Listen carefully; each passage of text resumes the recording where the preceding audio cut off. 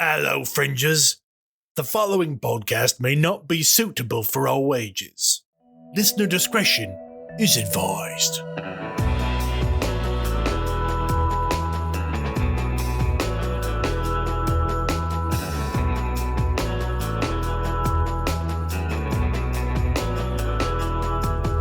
Get gum on your head. Apparently we sat in some gum. Welcome back, everybody. We love you all. Thank you for coming back to another episode of Chaos Incorporated, our lovely actual play show where we play some Identico Cyberpunk RPG. If you would like to buy this pretty cool rulebook right here, it's only $30 at playidentico.com. Is it that specific book? It is. I will send you this specific book if you really want this specific copy. I will send That it. has Alex's DNA on it. That's true. That's priceless. You could clone your own. We don't Alex. need more than one Alex. It's scary. It might. We could use another Alex. It might cause the end of the universe as we know it. We don't know.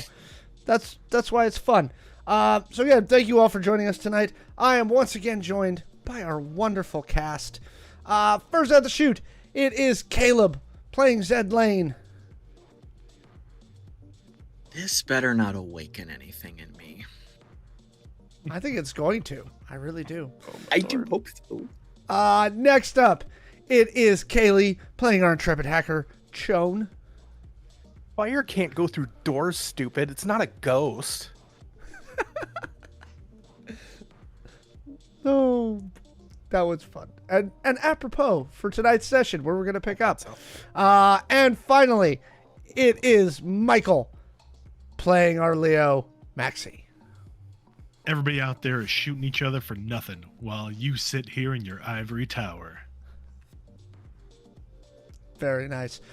Speaking of which, where we left words are hard. Try again. Last left our intrepid heroes. Previously on Identico. Yes. Where we lurfed. They were Back in sent. the game of Identico. They were sent to go pick up Cassandra Blythe, the head of Blythe Media Networks, who you can read about more of in the Identico core rulebook. And one of the members of at the Hall of Justice. yes. Aquaman summons a can of tuna. So they were told they have 11 minutes to get in and out of the location that they are at in Southeast Asia. Thus far, it's been about 4. So they've got about 7 minutes to go before their extraction is dead. So, in a surprising turn of events, Zed was kind of the MVP of last session. The team engaged in dynamic entry into the hotel suite where Cassandra Blythe and her family are staying. If there's anything we're good at, it's dynamic entry. It was a very dynamic entry through windows, even. Suffice to say, like I said, there was a firefight, a very big firefight, ending with Zed slamming people around like they were rag dolls. Maxi exchanging grenades with his previous nemesis, and Shawn successfully-ish. Current nemesis. And Shawn chopping off someone's head and tossing them. Whoop! I lost my video feed. I'm in charge now. Well, I don't know what happened there. Apparently you My were. excellent Foley work destroyed the stream. And Shawn chopped someone's head off and threw them over a balcony. And we're actually Just the head. Just the head, not the body. sorry, just the head over the balcony. And now we are picking up at the top of the next initiative round, and coming back into it. It is Horiuchi. Where did we leave Horiuchi? He was fighting with the other guy. Yes, he's still With Kidu. fighting. He is still engaged with Kidu. What I'm going to do is we're going to roll a couple of dice here. Because we don't make this up. We actually roll. Ooh. All right, Kidu is able to successfully finally disarm Horiuchi. Kidu kind of spins him around and now has him in a full Nelson. And is holding him against one of the walls. And that brings us to Maxi. So if you recall, Hogan had dived out the front door after Zed went bombing past you and like threw a guy through a wall.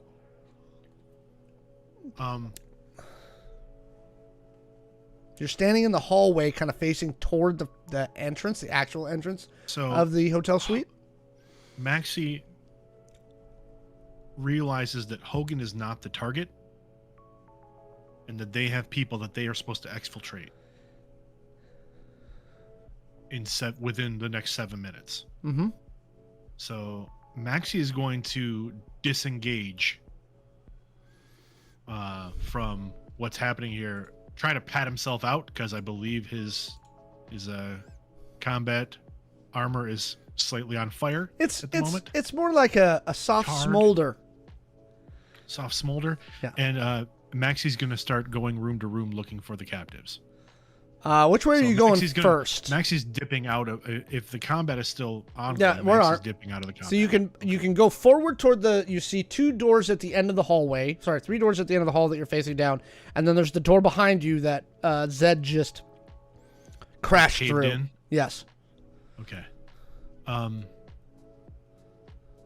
please remind me who we are exfiltrating. Cassandra Blythe, the head of Blythe Media Yes. Networks.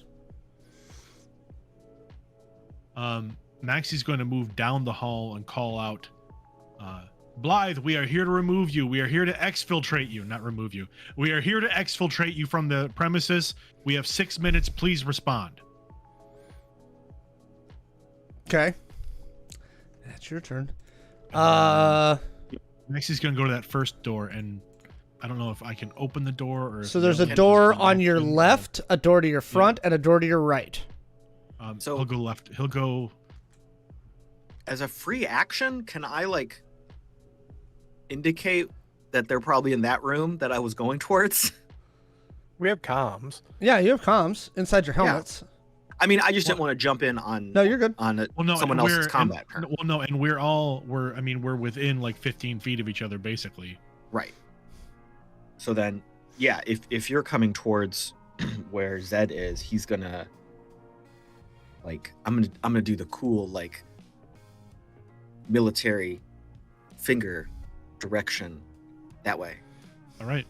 Then Please stop. Maxi will follow Zed's direction. So you flip around and head towards where Zed is, which brings us to Zed's turn. Oh, cool. Okay, so if Maxi is coming towards me for the extraction, I want to pivot. So you just put one guy's head through a wall. Right. So my original intent was to put him through the wall and then go get the 2 grown-ups. Okay, you see the 2 females in the bed. They both see you. Obviously, they're awake now. And they have looks of surprise and fear on their faces.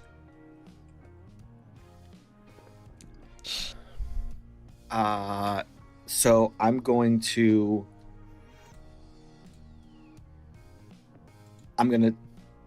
turn to them quickly and say, be cool and nobody gets hurt. I'm going to pivot a little bit to give Maxi access and kind of protect his 6 as he goes into this room, or at least give him that like a corridor to take. Okay. But then I'm also going to say to the adults, where are your kids so that we can keep them safe? Okay. Interesting situation we find ourselves in here. Did it happen again? It did. Mm-hmm. What do you know? I love you, Discord. I really, really do. I really. And your mic just swapped. Yay! Yeah. And you're frozen in our images. You're frozen. When your heart's not open. Okay. Jeez. Can you hear me now? Am I better? Yep. We can hear Still you. I can hear you. Oh, We're there going to it goes. do There it that. goes. There we go. Yeah. Yes, Discord, who's back? you know, we That's had really this good. issue. No, this last week it was OBS. Now we're on Discord being a butthead. Mm-hmm. Okay. Listen, computers, help me out here. Please. I loved you. That's 2 weeks in a row. So weird. Anyway. Go ahead. You have a lot. Do you you can either give me deceit or intimidation. As you feel appropriate. I am not being intentionally deceptive. I honestly want to make sure the children are not harmed in this exfiltration. Right. So I can do an intimidate. You may be being intimidating. Hold on. Oh, I need another die.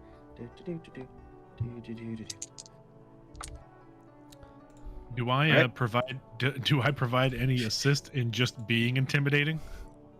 I'm accounting for that. I was gonna say I Okay. am smoldering with a bloody arm. All right. So part of this roll was really great, and part of this roll wasn't so great. The part that was really great was the natural 20 I got, bringing me to a Ooh. 30. Oh, there we go. All right. Soft skills. The thing I built Zed to do. Soft smolder. Both of them like indicate back out the room and down the hall to you. Right. So with Maxi moving into the room, I'm going to nod at them, and then I will use my movement to go down the hall. Okay. Okay. So you start moving down the hallway. Shawn, as you turn around after flinging his bloody head over the thing, one of the other guards, the one that Zed had kind of pushed into the wall and moved past, that's standing in the living room, is taking 3 shots at you. Oh no! I 'Cause shall you have just- to attempt to dodge. Threw his friend's head over a balcony. So he's a little upset with you. Can I try and pull his buddy's body in front of me? Yeah. You absolutely can do that. That's what's going to happen with my defense roll. Okay. Give me a roll. Nat 20. I had to look because these are new dice, so they just Okay. have the So Oh, Shawn, they have the little Kraken head for the 20s. so most body armor comes with like a drag handle in the back, Mhm. right? So you pick up the body by the drag handle and just kind of hold it in front of you as the guard peppers the corpse with bullets into its armor. Hold. Okay. Okay. Moving right along. Now it's Kidu's turn. Kidu is going to attempt to slam some stun cuffs on homeboy Horiuchi. Oh, Horiuchi's doing a good job. Horiuchi manages to break free of the full Nelson and assumes a fighting stance against Kidu. Ooh. And that brings us to Chon's turn. So Chon grabs the carry handle, pulls the body up in front of him, kind of ducks behind it. It takes some impacts.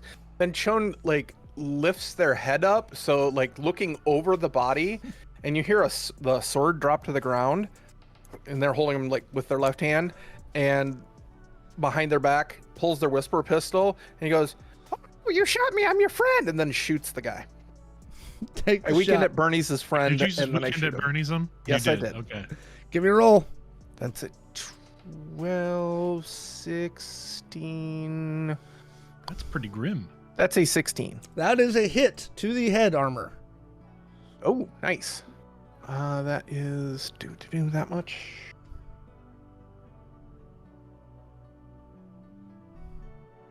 Oh, okay, damn. I was like a 5, 6, 1. Okay. 12 points of damage. Okay.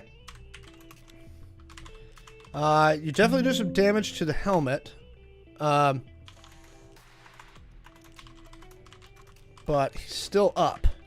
Okay, I'm gonna kind of move towards cover, still bringing the body with me. That brings us back to the top of the round. Horiuchi is engaging with Kidu. Ooh. Horiuchi gives Kidu a quick snap kick right to the interior gut, and Kidu goes flying back a few feet. Oof. Maxi. So you are now in the room, as Zed has cleared it for you. You see 2 adult women. They're both wearing like pajama. They're both wearing pajamas. One of them is obviously Cassandra Blythe, and you've seen the dossiers, and the other one is her wife. Grab whatever you have that is important within arm's reach. We're gathering your children. We are all leaving in 5 minutes. Or less. Okay.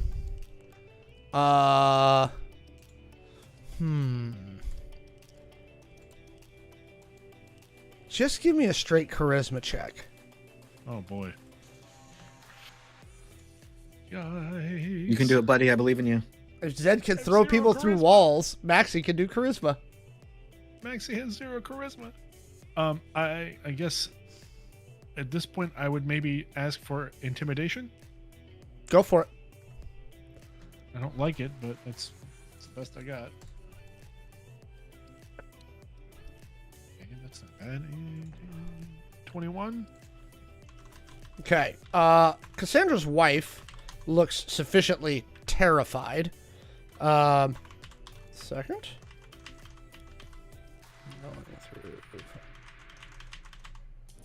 But what was that total again? 21. Okay. Yeah, Cassandra's wife looks extremely terrified. Cassandra says, okay, and reaches for the nightstand. Don't. You told her to grab everything anything important within arm's reach.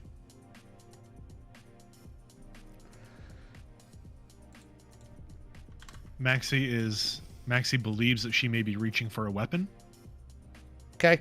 and Maxi will simply say, "I would not do that." Zed, it's your turn. You make your way down the hallway, and again, there is a door to your right, a door to your left, and a door to your front. Which one are you going in? Do any of these doors look like a kid's room? Like, I know it's a hotel. It's a hotel. Go forward. Yeah, sure. I'll go forward. Okay, you kick the door open, and you see where they've set up like a little mini command post. Are you kicking the door open? Or are you just with your massive hands? Are you just grabbing the handle, and just kind of wrenching it, like just popping it? Yeah. Paint me a Kick word it in a picture. Kick it nicely. A friendly kick. A nice friendly kick. Yeah, so you kick that in, and you see a command post where they've set up a command post for the protection detail. Who's in there?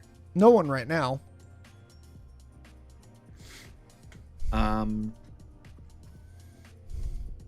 Yeah, if there's no one in the room and I give it a quick, like, efficient sweep, do I have enough? You have in my enough time turn to go to another room? To kick one more door, yes. All right. So then I will kick. Well, as I exit that room, what would be on my left? What would have been my right as I was walking down this hall? Okay. You kick open that door to see a kind of a short hallway that jogs to your 45 to your left, and then another doorway to your right. But standing right behind where the door swings open is another guard who has a gun pointed at you. I bet I need to roll defense, don't I? Pretty soon. Wait, he's behind the door? He was behind the door. You kicked it open, and now he's standing there pointing a gun at you. Oh, I was hoping like I could kick the door into him, but okay. Shawn, the guard that you are trading fire with, is again popping a burst at you. Okay. That's Ooh. That's not a good sound. Oh wait, I've got my brain thingy going on. I've got my entangled senses tingling. Yes. I didn't roll that the first time, so I would have been a 10, but now I rolled another 20. Okay, so what's the total?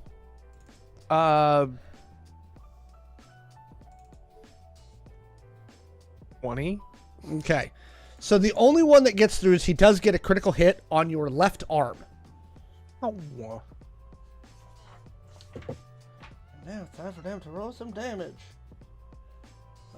36. So this goes past your armor at minus to find a seam. And it does 8 points of damage to your left arm. Oh. Okay. All right, moving right along. Just That question, because this has not come up for me before. So, because he critical hitted and I critically defended, that's why one shot did get through, right? Yes. Okay, so Ties kinda go to like the attacker. a tie. Okay. Tie always goes to the attacker. Which normally benefits us. Yes. All right, Shawn, it is your turn. I'm gonna shoot him again. 13.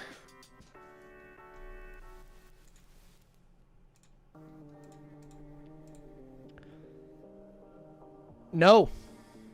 Okay. He manages to just kind of like tip his head and get him right out of the way. Okay. Wait, I get two rolls. Damn it. I don't know. Never mind. That roll sucked. You were doing called shots on his head before, so you only get one when you do the called shot. Oh, okay. Well then good. I missed both times, or I missed anyway, so. Okay. Moving right along. All right. Ba-ba-dum. So Cassandra does reach out of the thing, and she does pull out a gun and take a shot at your face, Maxi. You have such a shootable face, though. I mean, So the gun she pulls out, it's a plasma disc. You see it when she pulls it. It's a very nice. I mean, it's a fancy looking plasma gun. But you recognize the chambering sound of a plasma cartridge, and the discharge of the electrical field kind of wrapping the plasma up as it flies towards you. So go ahead and what are you going to do? I'm going to try to not get shot in the face. So I'm going to make a defense roll.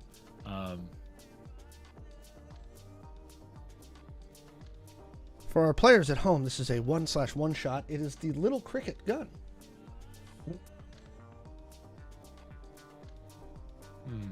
Can I use?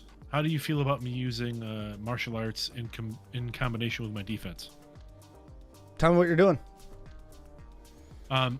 Maxi would be trying to like basically get low and like kind of move to the side to evade the shot, like get out of the direct line of fire of the plasma. I'll give it to you, but you're gonna have to semi-retreat into like the doorway behind the little entry closet. Okay. But yeah, go ahead. Okay. I have a feeling I might need it. Yeah. No, I am gonna need that. That's not. Jesus. It's not too bad. That's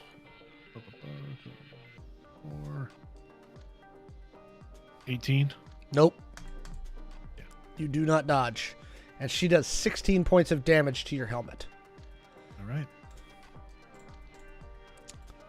I would believe that kind of shot would probably do similar to what I did to the faceplate of Hogan. You gotta remember, Hogan, you got past his faceplate. You did a critical strike, and it burned away a portion of his face. Right, he's talking about when he shattered his faceplate with the first shot. No, because it's plasma. It's superheated. It's literally plasma. But no, that's what I mean. Like, it's probably like the faceplate is probably warping. It's warping. Yeah. Yeah. Because of the heat. Yeah. Okay, that brings us to Kidu, who's going to go in and attempt to snap that guy's neck. You said that was 16, right? Yep. And the defense roll. Wow. Oh. Horiuchi blocks that effectively. The helmet has 2 AP left. Combat is hard. Don't All right. Another shot.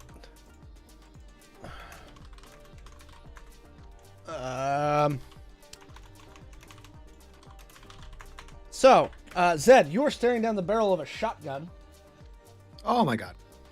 and he is taking a single shot at your face. Grab it with your arms. Oh no. Yeah, I mean, my reaction wouldn't be to dodge, but to like push the gun away in that split second, if I could. I don't know if that would. Give me a defense roll, And I'm gonna roll plus agility, right? Yep. All right. And I'm gonna show the stream what it was. I don't like the sound of that. I got a 16. Yeah, he rolled a natural 20. Oh, that bastard! So that goes through armor. What a dick. He's got buckshot loaded in there. Not in the face. That's the money maker. And you take, oh, you lucky duck. Again, it kind of like peppers up underneath your chin, right? Because again, it's critical strike, so straight to your HP. and you only take 7 points of damage. Oh my lord, that hurts in the face. It could have been worse. That's a 2d10 shot to the face. I'm fine with the shot to the face, but not that kind. But That's what she said. all right, he's still holding because of that. Okay, Maxi, you see her wife dive on the far side of the bed and start moving toward the balcony.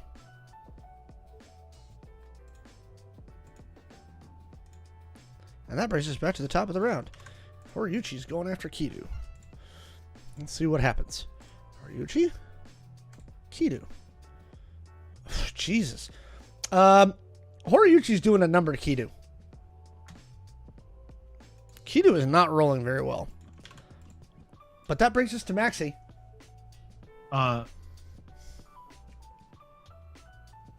Maxi's going to drop his rifle, and with that hand try to like pull his helmet off and just hold the helmet. We're with the IOG. We need to get you out. We have 4 minutes. Maxi, go ahead and make me a intelligence check. Great. Before you say that.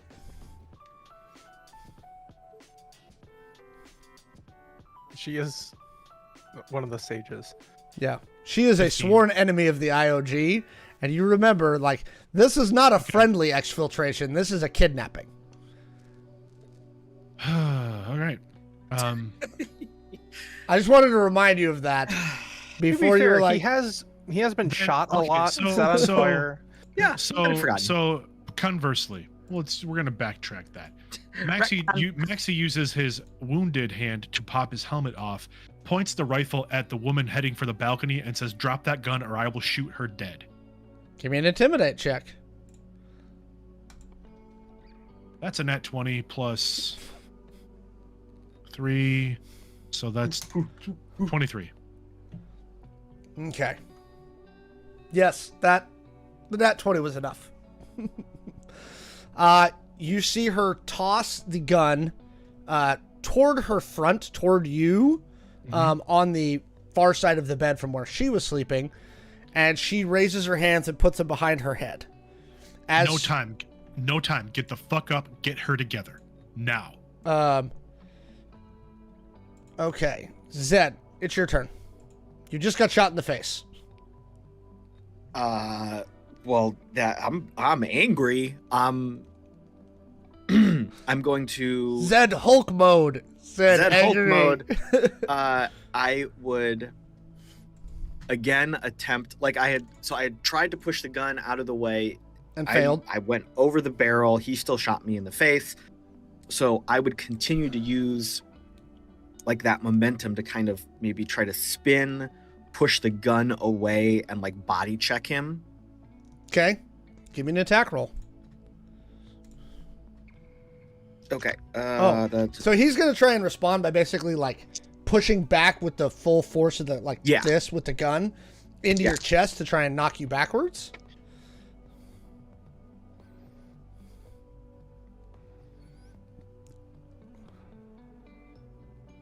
Got a nat 1. So he pushes me backwards. And you fall on your butt like a 3-year-old who's learning to walk or a 2-year-old who's learning to walk. You're like, padoop. Okay. Moving right along. Okay, Chone. You're still in the middle of a firefight. Yep. He's still trying to tag you.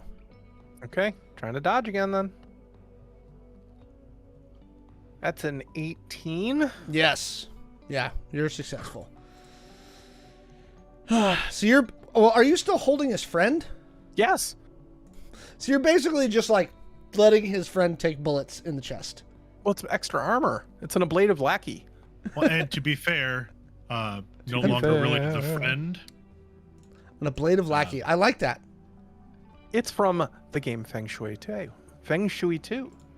Okay, and that actually brings us to your turn, Joan. All right, we're going to the big D20 now. We're done screwing with this guy. Shoot. 15. Yeah, 15. Okay. Wait a minute. Do I have it? Hang on. No. Yeah. 15. Okay. Okay.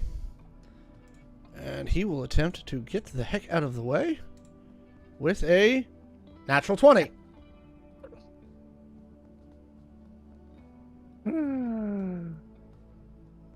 Show the stream again. All right. I'm going to continue to move Forward. Well, yeah, I'm trying to get into the room. I want to see if I can get to my companions to possibly give me some cover fire, or to maybe get to Kidu, who can then take a swipe at this guy as I go by. Okay. It's not really built for combat for all that they're attempting to do their best. Okay. All right. Maxi, as you look at Cassandra, she has her hands on her head. She says, "You take me, you leave them, or I detonate the bomb that's in my chest cavity. Your choice."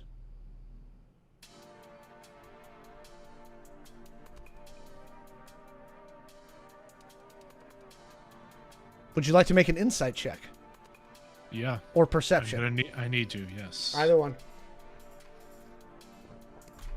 Probably not that great. 14. You think she's telling the truth? Fine. Get up. We need to leave now. Okay. That brings us to Kidu's turn. Shawn and Maxi will yell over his shoulder, "Leave the kids. We need to go." I wasn't getting the kids. Oh wait, I'm knocked to my ass. Your mouth still works. It's not in your butt. Well, it also really hurts because I got shot in the fucking That's true. jaw. You did get shot in the jaw. That's true. Oh, actually, let's maybe Maxi then would yell over his shoulder, "I have the target. Wrap it up." Okay. Zed, the one that just pushed you down on your butt, is shooting you again. What a piece of shit! What are you doing?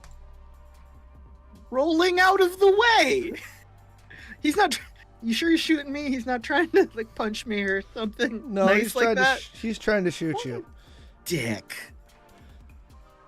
I have so much more better defenses when I'm. These when are I'm top tier melee. professional mercenaries. Well, bully for them. 9. That's a better Zed roll. Now no. I'm back. But I didn't call it. So, it does not pierce your armor, so it goes to the armor. It goes to your right arm. And you take 19 points of damage to the armor. Was it to the armor? Right Okay, arm. Right. Gotcha. Definitely feeling it. He's still holding. Because these guys are disciplined. Wife freezes. Back to the top of the round. Horiuchi and Kidu are still going at it. I know it isn't actually like that for some reason, since we're not getting too descriptive. I just picture them having a slap. They're fight in the middle of the literally room. like it looks like a John Wick movie. They're just sitting there just doing this. Now, as you're watching it out of the corner of your eye, Chone, what you've seen over the last about 4 or 5 like kind of rounds for them going blow for blow, is Horiuchi is definitely getting one over on Kidu. Whoever this guy is, he knows how to fight. Okay. Right? Like he is a top tier hand-to-hand combatant. That is the best that you can come up with. Okay. And he is definitely like just that notch. Like Kidu is still extremely skilled, but this guy's just 1 half step better. That brings us to Maxi. Maxi will grab the binders that he has, his zip ties, and he will move forward to zip tie Cassandra. She doesn't resist. So you've got her zip tied now, and you're standing over by the foot of the bed. Zed.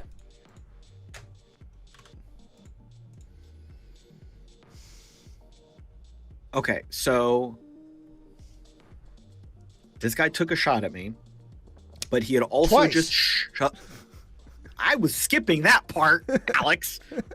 But he had just shoved me down with like the barrel of his shotgun. So as you came in the door, he tagged you once kind of in the bottom of your face. Then Right. you went to go grab for the gun, and he pushes you down. And after you're Right. down is when he shoots you in the arm. So he is still in my immediate body space. About 7 feet. Oh, away from me. Yeah, but I mean, that's still coverable. Like, Okay. what's your speed? 60? Yeah, you're fine. Okay. So I want to move, and if I was closer, I would just try to like sweep his legs. But what I'm gonna do instead is like kip up and spear him. Kip up and spear tackle. Yes. Got you. Roll to hit. Hold on. I'm using my cyber armors for this so I can roll that extra d20, right? Yes. Yay! Because you're kind of using your arms as like, basically like, think of them like springs as Yeah. you kip up, right? So you Okay. kind of kip up and Well, then kind of there's- leap forward. Is there like a hydraulic, like a little zzz, like Basically. like the hydraulics in your arms pump up? I mean, His arms are lowriders. Yeah. I feel like part of Zed's tech is like a little disco light. Some RGB starts going because I'm really angry. I'm lying. That's not what's happening. It would be under the armor anyway because we're wearing these cool exosuits. Oh god, this is. Okay, so the dice give me a 28. You win. 29. And then more numbers on top of that. You win. Roll me Okay. some damage as you spear tackle him into the wall of the hallway. Shit. Okay, so this plus, hold on, other dice. I'm getting there. 20. Yeah. You can hear the ceramic on his, in the plate as you spear tackle him start to crackle. And it's a familiar sound as it starts to like buckle from the pressure of you spear tackling him into a wall. So, if I'm looking at the map here, you had said I had opened that door that was kind of like a diagonal hallway Yep. at a 45 degree, And so now you're kind of halfway through that hallway now. but I'm still pushing him like out into the wall. I'm So- not like pushing him into the room. No, you're pushing him into the room because Oh, okay. Because he shot you as you were trying to come into the room and you fell backwards. And so to spear tackle him forward, you're pushing him into that hallway to Okay. your front. So you're kind of halfway up that 45-degree hallway. Okay. And out of the corner of your eye, you do see 2 beds with 2 kids, and you see another guard standing at the foot of the closest bed with a weapon leveled at you. Of course. They're protecting their children's. Chone, you're being shot at some more. Okay, I'm gonna try and dodge at some more. And by dodge, you mean hold up a body? Yep. That's a 10. He tags you twice. Ow. Both of them in the armor. The first one is going to be to your left arm. Again. Ow. Yeah.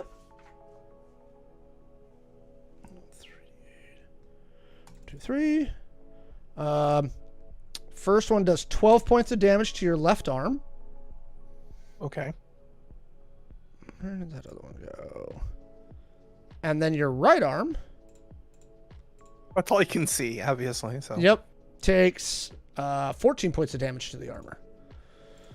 Okay. All right. At that point, it is your turn, Shawn.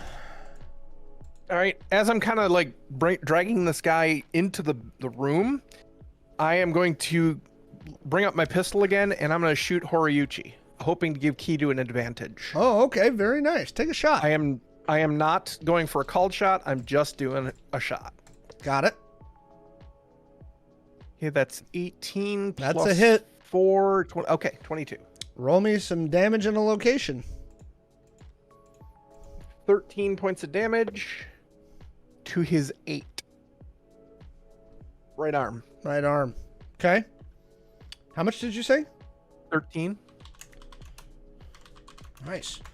It definitely distracts him for a second, which actually brings us to Cassandra's turn. So you hear Cassandra yell out very loud, Maxi, as you're like duck walking her toward the exit.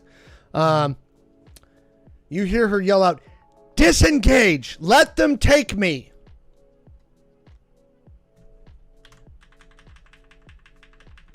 Kidu kind of stops, takes a breath, and then tries to go for a snap kick to Horiuchi's gut, which Horiuchi does not dodge, and this time he actually connects. Five. Okay. Zed, the one that you currently have kind of spear tackled against the wall, he's going to try and just basically lower his shotgun into your gut and fire. What a dick! Why are these guards so mean to me? I just wanted to make sure the kids were safe. What are you doing?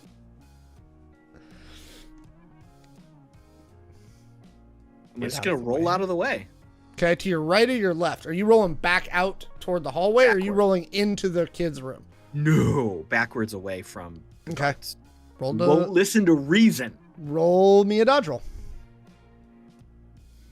All right, this is where Zed gets his dick shot off and gets a robot penis. Oh! Is it robot penis time? No, it's a 20.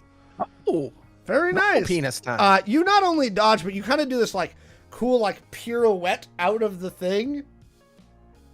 So, okay, I dodge and pirouette backwards because Zed is graceful. Let's just say, let's just state this. Zed is a graceful motherfucker. Yeah, for sure. And I will dodge and pirouette backwards, and I'll yell at these meatheads. Your boss said to disengage, and I was just checking to make sure these kids were in fucking danger. So stand your fucking asses down, dicks. Give me a intimidation check. You did just spear tackle him into a wall, so.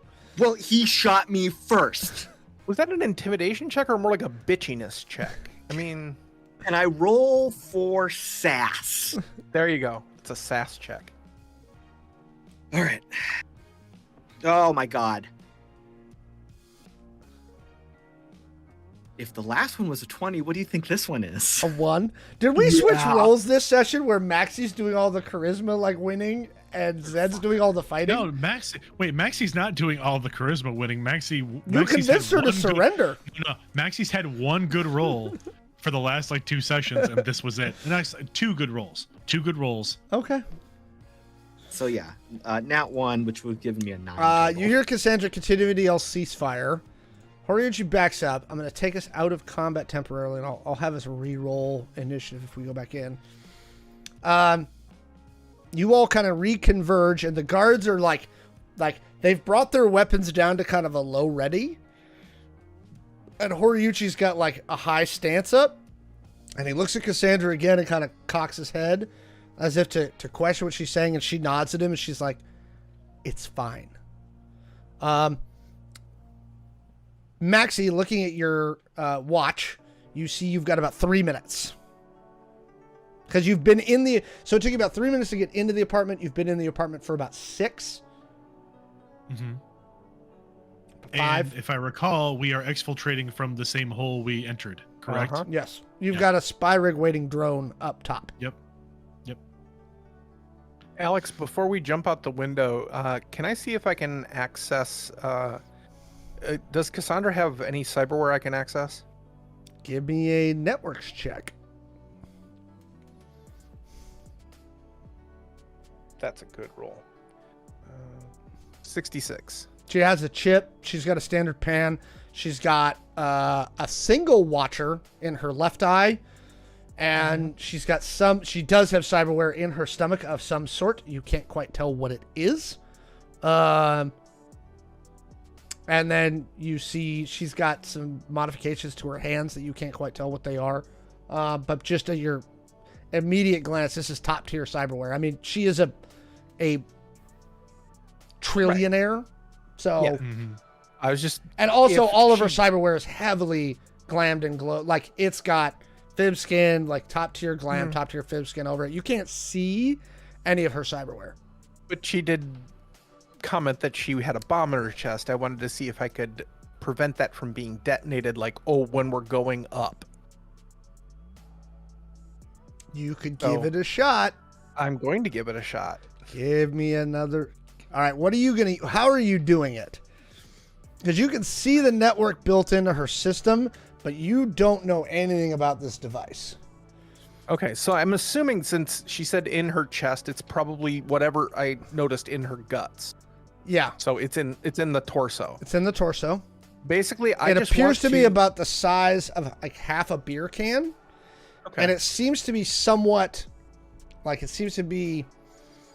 not hard, like not stiff, but like designed to like flex. Yeah. Okay. I basically want to take her pan and reroute any traffic heading towards it away from it. So basically, even if she sends the signal, it just doesn't go there. It goes anywhere else. It looks like it has two internal signals, one that she can trigger from inside her brain and one that can be triggered externally. I'm going to start with the one in her brain, and then I'll work on the other one. Okay, give me a software check.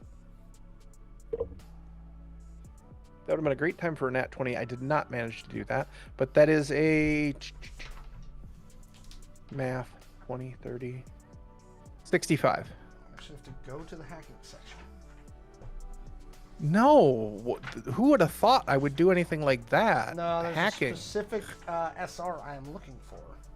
And this is where we explode and start a new game. Thanks, everybody. It's been great. We'll see you next season. When Chaos Incorporated becomes Splatter Inc.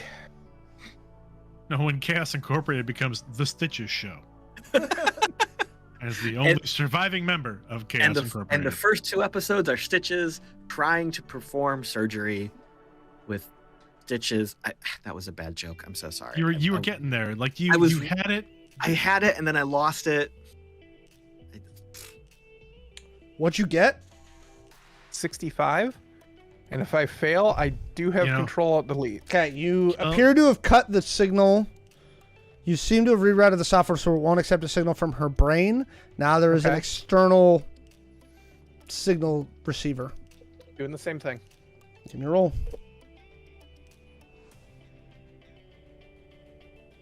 Well, I think I failed this one, 20 or 48, so I'm going to Control-Delete it, I think. Okay, go ahead and Control-Alt-Delete.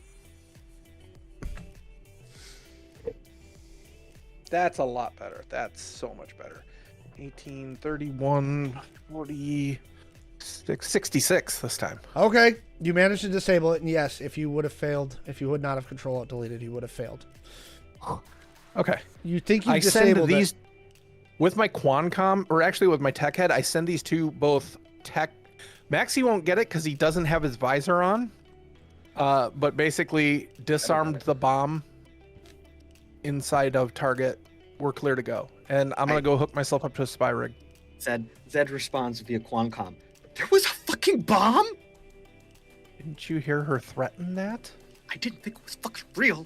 No, he was also getting shot in the face at the same time. I was also distracted by my bleeding face. So you all back out the balcony and grab the cables for the spy rigs. And Maxi will pass Cassandra off to Zed because Maxi's one arm is essentially about useless. Arms. Arm.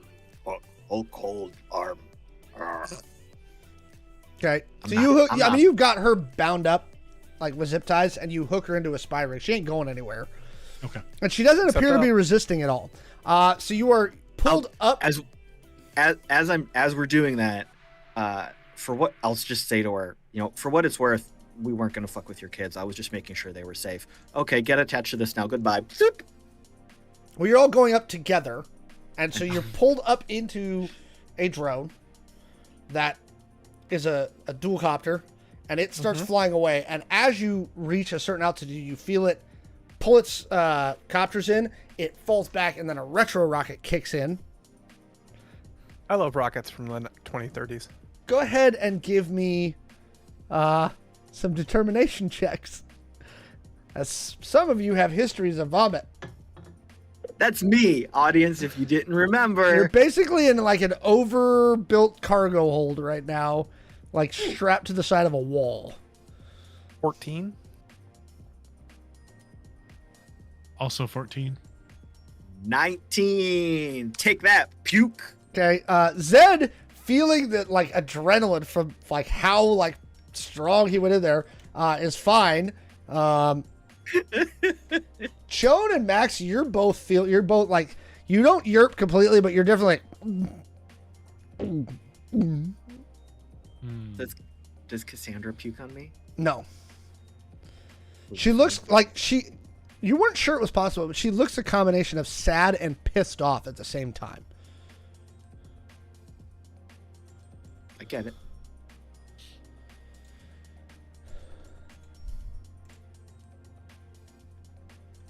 So, you feel weightlessness bite as you enter outer space, and after about 10 more minutes, you feel something kind of like chunk onto the rocket and pull you in. A few minutes later, the cargo doors open, and you see Adeline and about 6 IOG commandos walk in. And Adeline looks at Cassandra and goes, "We'd like to extend you the hospitality of our merry band of assholes. Do me a favor, put this on your face." And she shoves a black bag over Cassandra's head and walks her.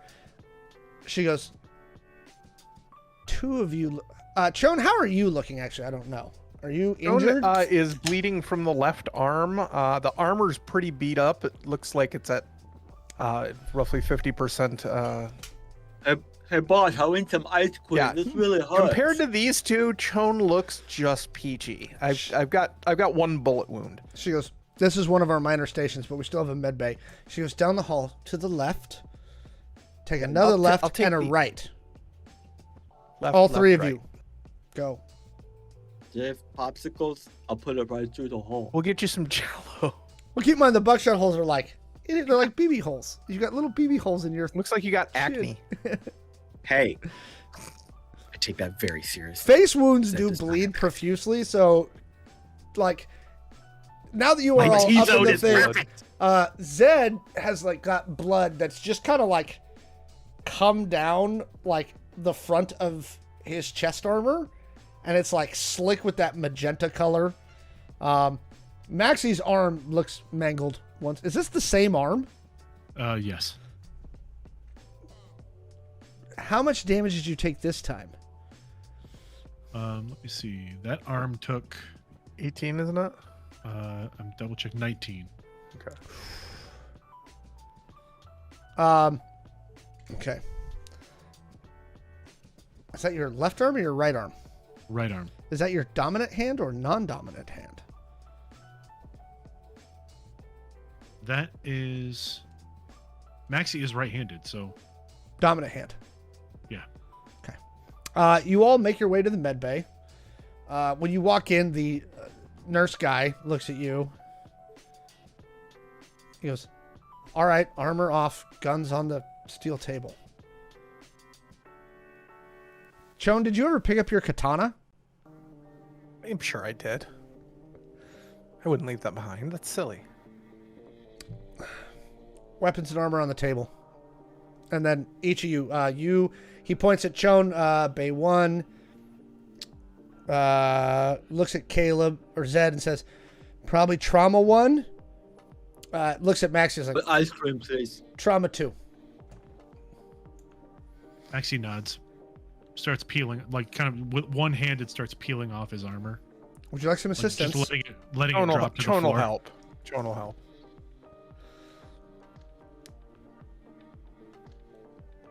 And Yeah, as I mean, Zed drops, as Maxi's walking to trauma 2, he's literally just letting the armor pieces fall where they come off. the nurse goes, "I wouldn't mind help mopping this later." As long as I get a popsicle, I do it. But it's really hot. So the doctor comes in, kind of looks at Chone first, says, "Okay, you're okay. You mind if I have the internist do you? Your arm looks okay." These two are much more important right Okay. now.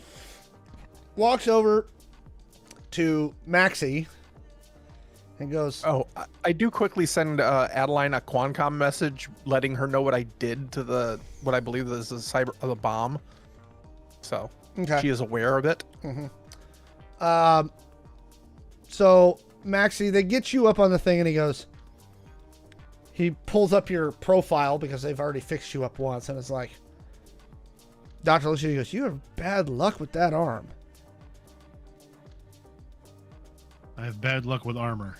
He goes, kind of as he's examining you, he gives you an analgesic, like injection to like ease the pain. He goes, you're developing a lot of scar tissue in this arm.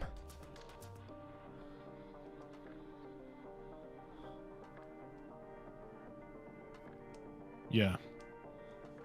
Do you want a replacement? It wouldn't be untoward. Am I going to lose functionality in this arm without it? Depends on... We're not going to know until we get in there and start trying to patch it up. No replacements unless we have to. All Patch it right. up. Your call. The doctor is looking at Zed as like holding your face.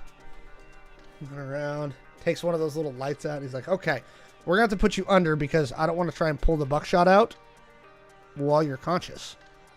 Yeah, I agree with that. That's fine. Okay. When he shined the light in Zed's mouth, did like little beams come out of his chin? Not quite, but...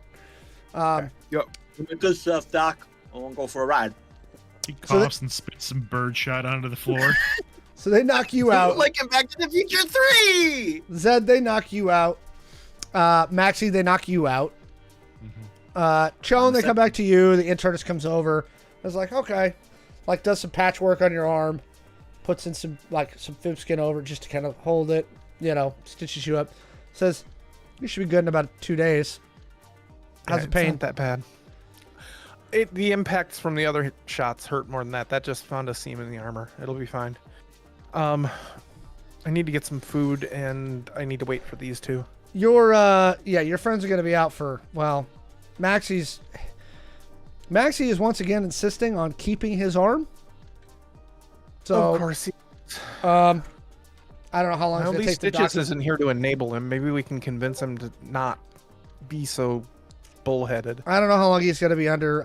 It looks like the doctor's got Zed under for probably about an hour and a half. So go grab some food. Be real careful with his face. As he likes to put it, it's his moneymaker. Have you been to this station before? Not this one, no. Okay, so Chow Hall is out right. But if you want to hit the locker rooms beforehand, go back to the left and then take the other right that you didn't take. And there's some locker rooms where you can grab a shower, and there's a big shelf thing full of like sweats. Shawn just pulls up a map on their tech head and says, got it. But And yeah, then, there's some sweats if you want to get out of the bloody clothes. Definitely. So yeah, I'm going to go shower, change, get some food. And then once I have food, I'm going to come and sit outside their rooms. You see them wheel Caleb out, or Zed out after about 90 minutes. They're just waking Zed up. He's got bandages, almost like an old-timey movie, like around his thing. And the doctor goes, so we've wired his jaw shut, so he can't talk for about a day and a half. What the heck's that going to be like? We had to go in and slice down his neck to peel it back to get the shot out from under his jaw. But we are confident we got all of it. Okay. X-rays don't show any more shot in his head. Good, Also, so his one of the head- pieces of his shot head's missed empty. his spine by like a quarter of an inch. Well, he can't have ice cream then. Actually, he can have some smoothies and ice cream in about, doctor looks at his watch, like 3 hours. Okay, I'll get some for But him. no talking, his jaw's linked shut, at least today. He's got a Qualcomm. We can talk that way. He can just think at me. Good. So they wheel Zed over to a recovery bay. Zed, you're waking up. You see Chone. There's a smoothie cup in Chon's hand, Can't wait. and you get a message in your Qualcomm that says, Your jaw's wired shut. You're not allowed to talk till they unwire it in a day or so. So just talk this way. So you see this like very puzzled look go over Zed's face, and he's like trying to process it, and his jaw tries to move a second, and he like winces because it's like, oh god. That's exactly why you're not supposed to be doing that. And then he thinks into the Quancom, these circus elephants were jumping on my face and told me to solve the puzzle for the statue. I did bring you some ice cream, yes. He's gonna have to drink it through a straw. Shawn will like hold the straw up to you. When the cookies come with the Lego, I want a car. You can definitely have a car with the cookie Legos. Yes. Good night.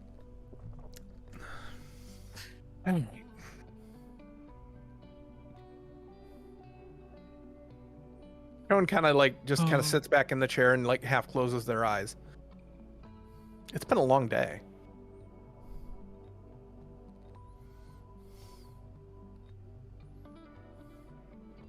I'm waiting for word on Maxi's thing, or unless Adeline comes to look for me. Yeah, Zed If would you both just sit there, you both kind of nod off for a while. Yeah, Zed would nod in and out of consciousness with ridiculous ramblings, waking up from the... A little while anesthetic. later, you do wake up when they come by to give you some Anesthesia. medicine. One of the people comes by to give you an analgesic to hold the pain off as it's starting to throb. Then it goes away. You wake up, Shawn, you wake up to hear Zed just kind of softly like...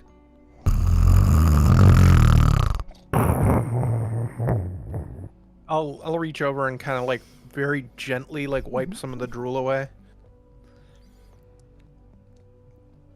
Don't need it getting in the bandages. Zed does that thing where that I forget the name of it. Like he does the big snore and then doesn't breathe for a second. I'm like, Apnea, sleep Alright. apnea. One of Zed the... definitely is. So Maxi, your permanent HP level of that right arm is now 22. Well, I got a matching set. Is both of them now Well, I mean, the right leg is also maxed out at 22? permanently, well, yeah, permanently 23, I believe. Yeah. So, The right arm's taking quite a bit of damage. yeah. The doctor comes to find Shawn. It's like, we're wheeling Maxi out. He should be a little less how'd he do? loopy. He's fine. There's a crap ton of scar tissue in that arm. He's, beyond the normal scar tissue you see when you see mercenaries or athletes and stuff like that. He's taken a beating on his limbs the last few months. Yeah, he has, and we haven't had much downtime.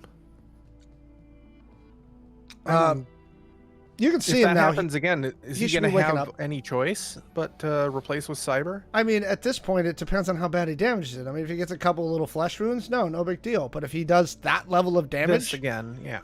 I mean, next time we may not be able to replace it or fix it. Okay. I'll let him know that. Thanks, Doc. You wander over, you see Maxi sitting in one of the recovery bays. After the first few hours of the surgery, they took you off the general and only put it on a local. So you had started waking up a while ago, Maxi. So you're not super loopy, you're just a little dizzy. And hungry. Shawn comes in carrying another smoothie and wearing like baggy sweats. Baggy sweats and a t-shirt that says, I visited the IOG and all I got was this lousy t-shirt.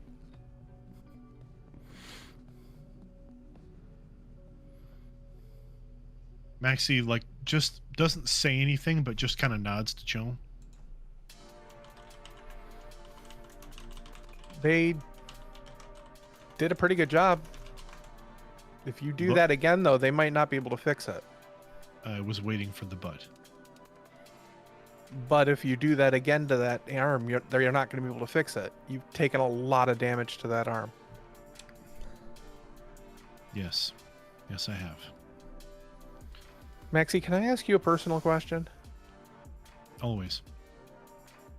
Well, I mean, there's a lot of times when I shouldn't ask, like, when we were in the firefight, but that's not what you meant. Why are you so against getting cybered?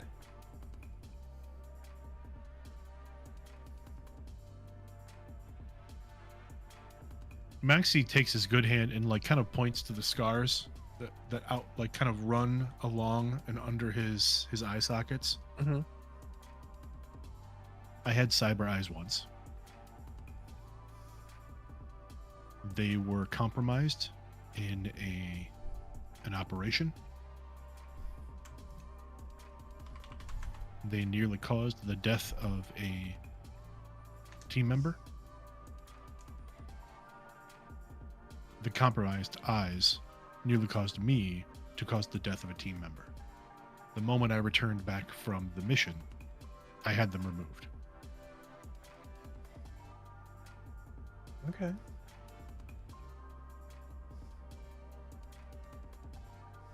I mean, I can understand that, but just so you know, if this happens again and you don't choose to go that path, you won't be able to do missions anymore. Are you telling me I would not be able to work one-handed? Not as efficiently as you do now. Not as effectively as you do now. And Maxi stops for a second and looks up again. If I had been cybered when we initially met our old friend in the beach house, that encounter may have gone entirely differently. Only if you'd have succumbed to her. Whatever it was. I may not have had a choice.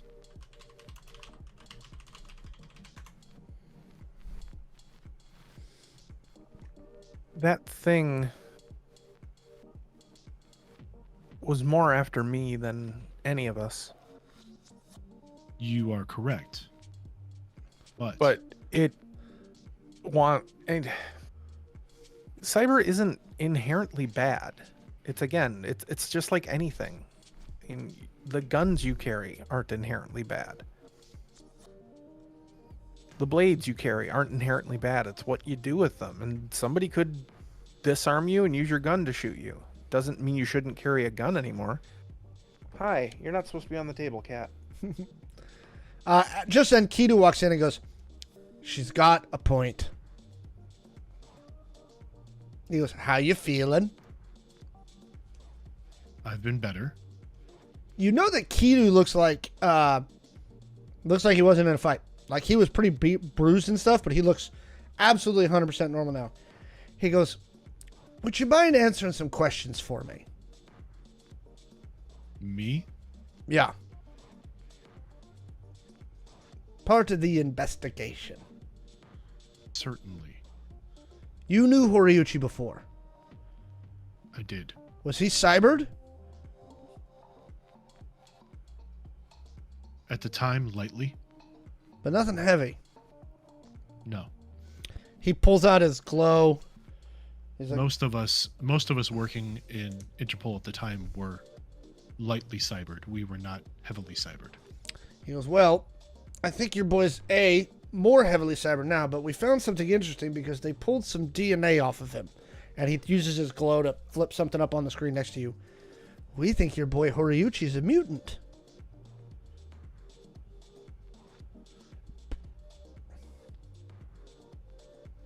Interesting. Here's the interesting part. So, add on, explain more. 4 basic types of mutants. 4, right? There's ones that like Chone, the entangled, right?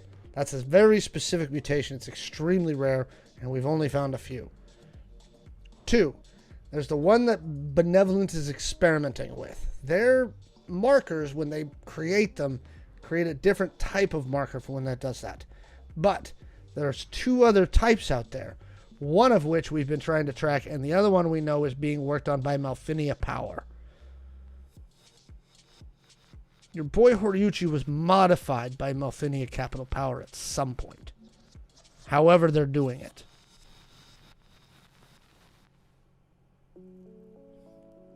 But in order for them to modify him, his signatures had to be susceptible to modification. I've never seen anyone that fast.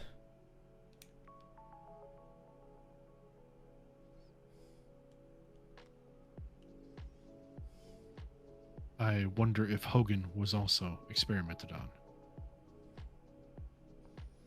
Possible. We didn't have time to gather evidence. The only reason we have Horiuchi's DNA is because it's on me.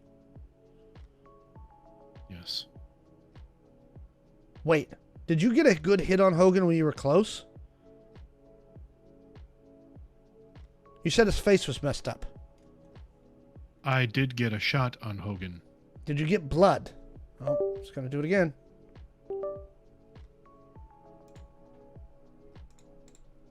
It did it again. And you're back. And I'm back. And you're back. Stupid Discord.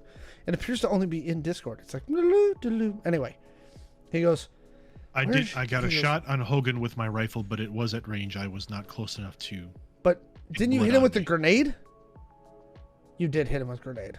That was what mangled up his face. I hit him with. I did hit him with a CS grenade. Damn it. It was gas. It was not explosive. He goes, I was hoping maybe we were going to get some DNA on your armor, but no, probably Maybe not. you sneezed on you? Coughed on you? Anything from the gas? Our entire fight was at range. There's no way It was worth a shot. Again, that's how we figured out Horiuchi.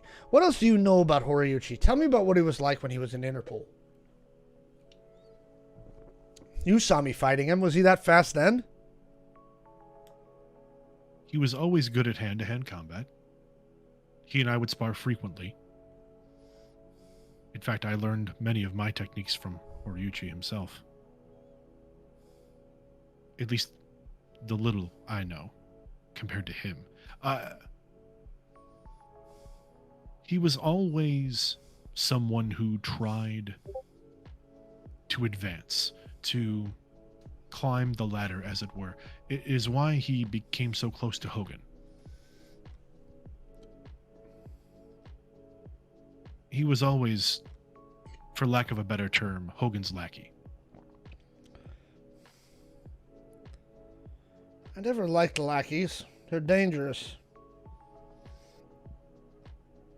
Clearly. Anything else I need to know about him before I fight him next time? When you used to spar him, any weak spots? He used to favor his left knee after an injury, but I'm sure that since time has passed, that has been Corrected. that weakness has likely been corrected. Yep. Okay. He's also overconfident, and he tends to be the aggressor. There it goes again. There we go again. Mhm. I don't know why. It's doing the thing. I am here. I promise. I'm not circling dots. Woo. There we go. Circling dots what? It's going to be funny when this all goes up on YouTube. It's just Kaylee. It's fine. That was good. Oh. That was good. Anyway, That was good. I don't know. Last week it was OBS. This week it's Discord. Fortunately, no drop frames this week. So congratulations, OBS. Appreciate it. Okay. Right about then, Zed, you are waking up, and Adeline is smiling down at you. Is my jaw still wired shut? Yes. She's got a big chocolate looking smoothie for you though. She sits you up in the bed and hands it to you.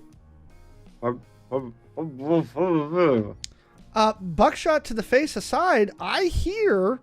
So Kidu tells me, and the other surveillance footage we pulled off the visors. You went in there like the boss this time. What happened?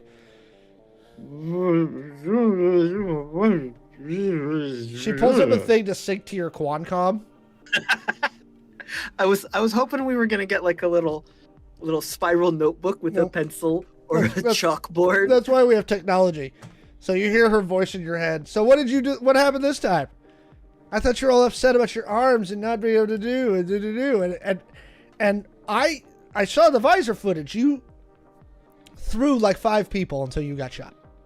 Yeah, I reversed the polarity. What's up? I don't know. I just wanted to get shit done. It's like it's cute. I don't know, something You finally clicked in and turned into a cute little commando. Oh, shush. She goes, I'm going to pull the wires here in a couple hours, but we haven't started interrogating Blythe yet. Do you want to be there? Yeah, that would be cool. I'm concerned about explosions. Is that taken care of? We took the bomb out. Oh, neat. Okay. Oh, the family, the kids, are they okay? Near as we know. Okay. I mean, I didn't want there to be collateral damage. No, you guys didn't do any collateral damage, so yeah, unless you guys shot them and didn't show up on the visor thingy, they should be alive. No, I mean, I just didn't know if anything, went south after we left or whatever. But yeah, I'll definitely be there if, yeah. We'll wait for you. Okay. Doctors will be back in about an hour or two to unwire your mouth shut. Enjoy your milkshake. Is it chocolate peanut butter? It is. She pats you on the shoulder. Thanks, boss.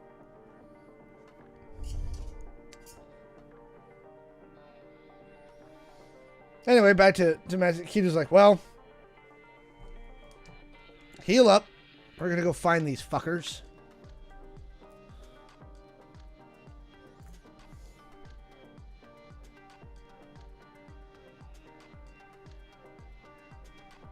I know. And Maxi kind of grows silent and he kind of bows his head a bit. I used to know Hogan's habits fairly well, but a lot has changed since then. Kidu hands you a glow. He goes, write it down. Maybe some things haven't. We'll see what we can figure out. But it wasn't an accident that he was there. No, clearly not. Shawn is sitting in a chair, like their feet pulled up, so they're kind of like resting their arms crossed on their knees, and they've fallen asleep during this conversation. Okay. A little while later, Zed, they come in and unwire your jaw set, and then they give you a shot kind of underneath here to relieve the pain. Doctor says, try not to flap your gums too much, but you should be okay. All right, thank you. Your speech will be a little slurred for a while. Your mouth is going to produce saliva because that's what it does to protect itself. It's not anything normal. Anything Is it abnormal. going to come out of holes in my neck? No, I mean, we stitch those up. They're fine. Oh, well then I don't care. Just saying, you're probably going to have to spit a lot. I usually swallow. That doctor laughs at you. It's It's good. I'm not sorry. I'm not sorry. All right. Can I go take a shower? Yeah. All right, I'm gonna go do that. You find some more IOG sweats in the room.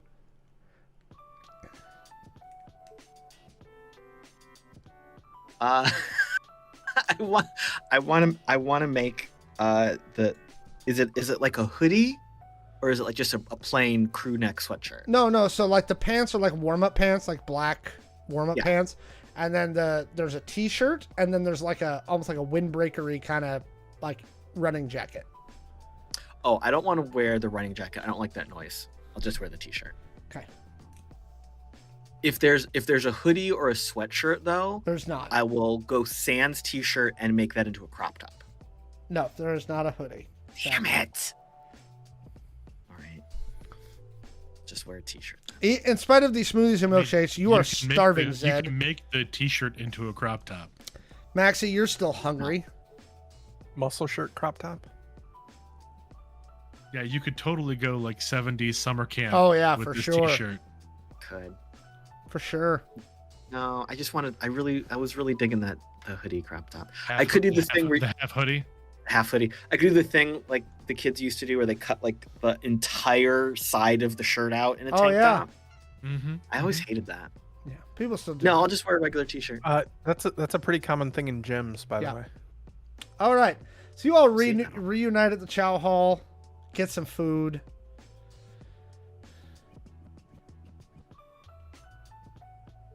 Well, John's got a My Little Cyber Pony Band-Aid. The station you're on is not huge. Adeline comes by at some point and tells you that they're going to do the transfer in about a day. They want to let heat die down before they move you to the another site. But they're going to start the interrogation on Blythe soon. Okay.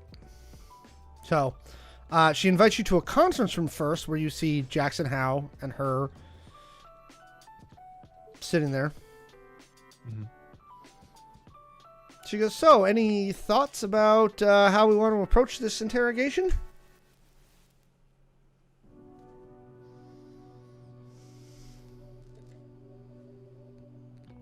I mean, what's the end goal here? Find out what she knows about everything. Jackson goes, I've been out of contact with the Sages for 10 months now.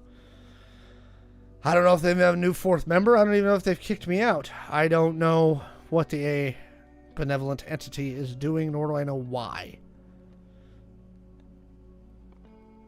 He's gone further from his initial humanity the longer it goes. Based on my brief interaction with Cassandra, I would say that the best approach may be just to be direct.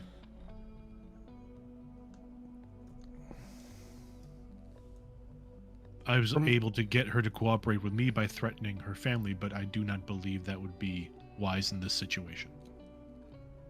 I mean, yeah, ultimately, what cards do we have to play? Is it just please tell us things, or do we have something we can threaten her with? Is there? I mean, do we have leverage to use against her? That was a better way of saying it. Thank you. I mean, the leverage is we could stick her in a hole until she's dead. The leverage is we could shove her out an airlock. So, talk or we kill you. Slowly or quickly.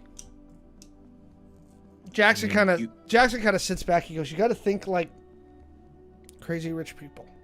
That's He goes, "It really depends on whether she believes that there's an end, that there's a way she can get out of this.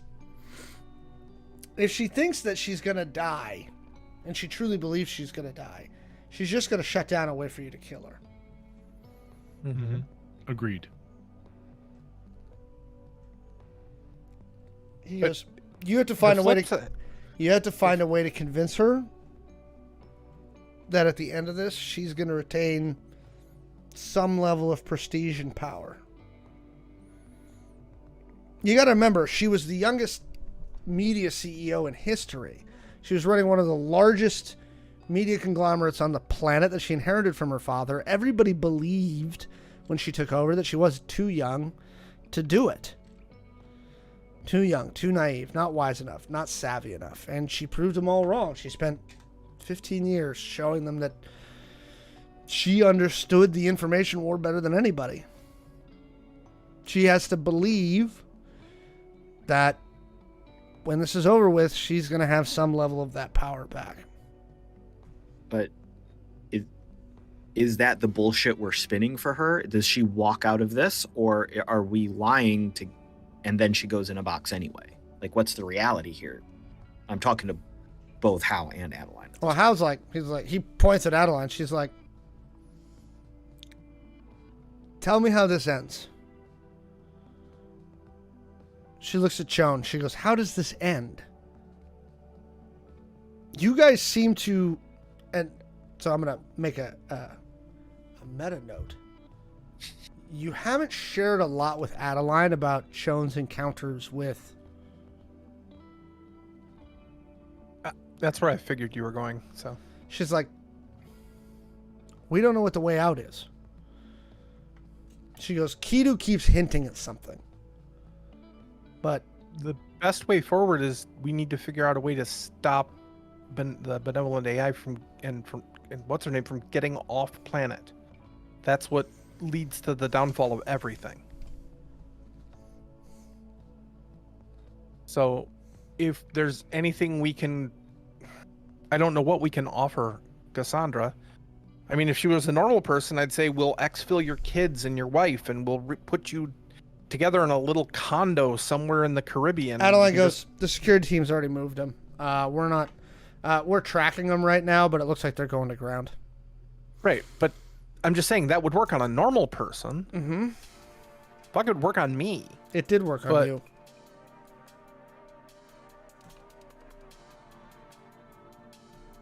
If I was less polite, I'd flip you off right now. But you're also right, so I can't. Nonetheless, she just wants power and money. I mean, it's not. Jackson goes, it's not about money for her anymore. The money she's got, even if we could seize it all, which we can't, there's no way to spend it. Yeah, when you have enough money, it becomes infinite. He goes, believe me, I tried.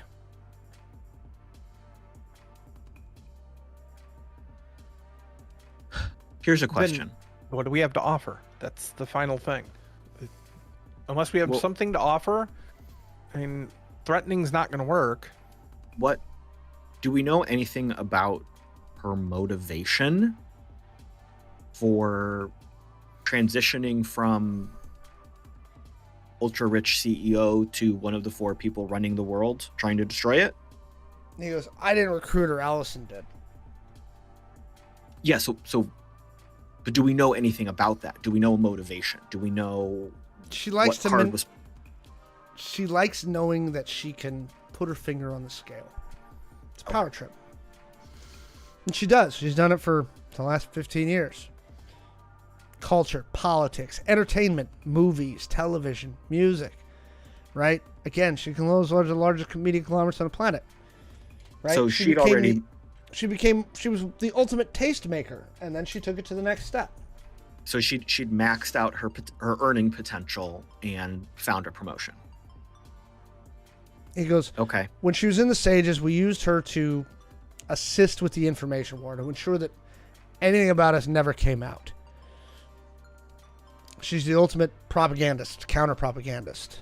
She's an expert in counterintelligence. We need to turn her to our side.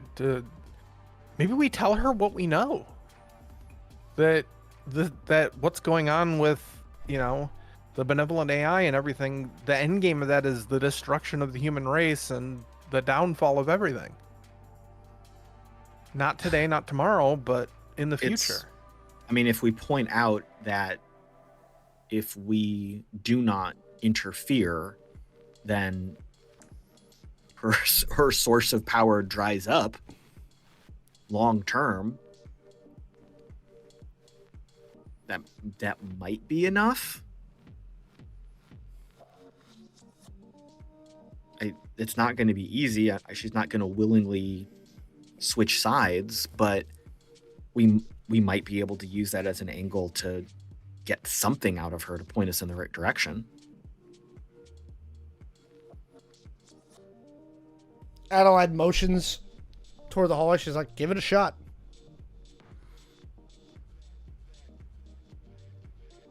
We'll be able to talk to you from via QuanCon from here. Yeah. Give it a shot. She sets up the little speakerphone box in the center of the table so any of you can beep in and talk to Zed. Jackson looks at you. He goes, I don't think they've realized that I've fully turned yet. That's why I'm not doing the questioning. We don't think they know yet. We don't think they've figured it out. We should definitely hold that card in reserve. Yeah. All right. Am I going in by myself? Your call. I'll go with you. Yay! I will Thanks, watch kiddo. from the monitor. I can provide little help in this particular instance. Adeline looks at you, Maxi. She's like, you never know. Maybe you'll see something that they don't. And chime in. She points at the little speaker box. She's like, you'll be able to send Zed's QuanCom through there. All right. Sure, let's go. So you head down the hallway and you see 2 guards standing outside of the holding cell.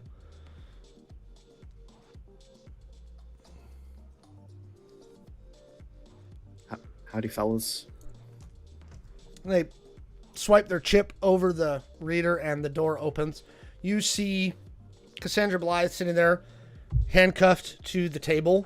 There's it's like a long chain, so she's got enough room. She's got a cup of coffee in front of her that she takes a quick sip of. Looks like they've exchanged her pajamas for prisoner grays. And as a person, is she a kindly old lady? No, is she a 30 happening middle age? No, I mean, from looking at her dossier, she's 37 years old. She looks like she's still 25. She stands about 5'4", flat-footed. She's 135, 140 pounds. That she's been married from her dossier. She's been married for 7 years. She has 2 kids with her wife. Each one of them took turns bearing them, but it was a DNA recombinant to have both kids. So both their DNAs. She's got strawberry blonde hair, green eyes. She looks fairly tan right now. You're guessing because she was, in Southeast Asia vacationing. She looks very. You've seen her all over the news for years. She's a very famous person. Right. Think Rupert Murdoch, but young and Prettier. a girl. Yeah, and pretty. All right, so she's not like supermodel like Gal Gadot hot. She looks like girl next door type. Yeah, very girl next door type. So I'll go in. I'm assuming there's Shawn, some chairs are you in there. with Zed? Yes. Yeah, there's 2 chairs on the opposite side of the table. All right, I'll go in and sit down. I'll pull one out for Chone and then sit down in the other one. Shawn will take a seat. Kind of sit like cross-legged in the chair. Well, I'm sure you know this, but your family's fine. She's like, you were one of the guys that grabbed me. Yeah, I was there. She points at your chin. Yeah, it hurt. I mean, I'm fine. The other guy. I got here. Shawn shows off my little cyber pony band-aid. Yeah. Like I said in your hotel room, for what it's worth, and believe it or not, there was never any intent to harm your family. This was purely to extract you. We're actually going to offer to extract all of you. Why did you choose not to? She goes, because I'm sitting where I'm sitting. She goes, I'm going to make a guess here. I'm going to guess that we all got made. All 4 of us. Am I right? Oh. Yeah. Yes. Nope. Yes. You're not there. Maxi responds on the comm through to Zed. Yes. And just unconsciously answers the question even though he's not in the room. I mean, long story short, yeah. She goes, Allison said the IOG was compromised and ineffective.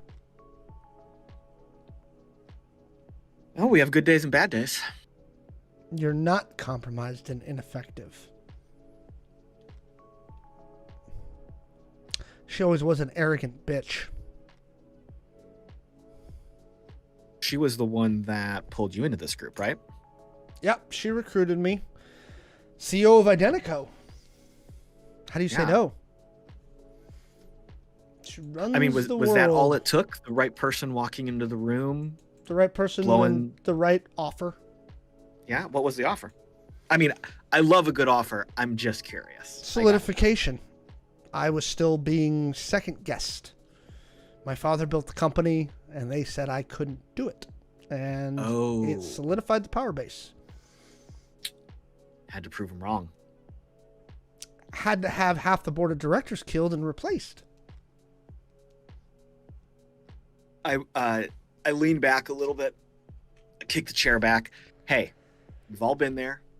I know you don't know me, but She goes, I've had to do that too. Is there something I can call you? Oh, I'm Zed. Nice to meet you, Zed. You obviously know who I am. And she looks at Shawn and she goes, and you are... I forgot my fake name. Karen. Nice to meet you, Karen. Yeah, I'm dead officially, so I'm just putting that on the table. She's like, not much I can probably do from in here, and I don't think I'm ever going to see the light of day again, so... Well, that's part of what we're here to discuss. Yeah. Karen and I got sent to come in here and chit chat. And you know, I asked our bosses before we walked in the door what the end game was, what we had on the table, what the consequences were, and I'll tell you, I did not get a good answer. So I'm not too sure where you and I can go from here either. But I want to find something advantageous for all of us at the end of the day. I'm not a killer. I'm not here to take pieces off the board. Not anymore. She goes, you're not a killer. She goes, based on what I saw in my hotel, I'd say otherwise. I wanted to make sure that there was no collateral damage. I'm being dead honest with you. I did not want any kind of... She goes, can you tell me if my Stray shot. kids got away? Oh, yeah. Absolutely. Your team My pulled wife? them out. Mm-hmm. As far as we know, they are completely unharmed. Yeah. Okay. So what do you want? It's going to sound kind of cheesy, but we just want to save the world.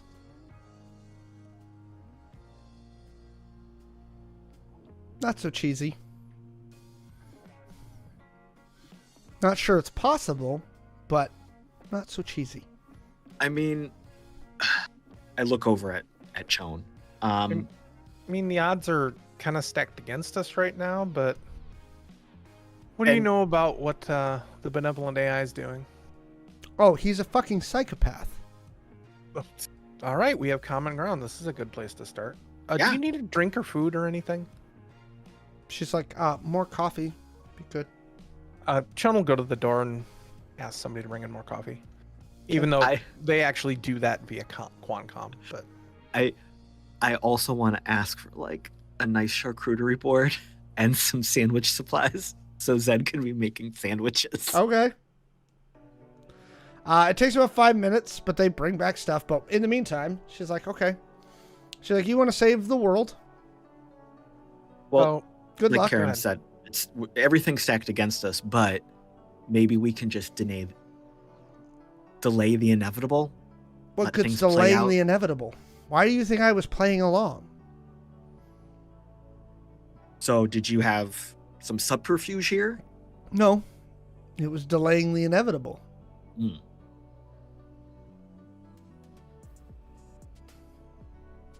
the end of this, the irrevocable turning point of this is when that AI and its followers gets off this planet. Well, I mean, he's If we already can- off the planet, sort of. Not completely. No, he hasn't moved all the systems up to wherever he's building, whatever he's building is. And if we can stop that, that tips the point back in our favor. Okay. I don't know where he's building the thing. Well, we're pretty sure he and Aguilar were working hand in hand for some sort of Yeah, I heard about her. planet. I've never met her. He is also a psycho bitch. That's for sure. Nice. Took out a lot of people in a very short amount of time, unfortunately. I mean, there's got to be something, you know. There's got to be some. Oh, I know all kinds of things. Yeah. I mean, I'll be completely honest with you.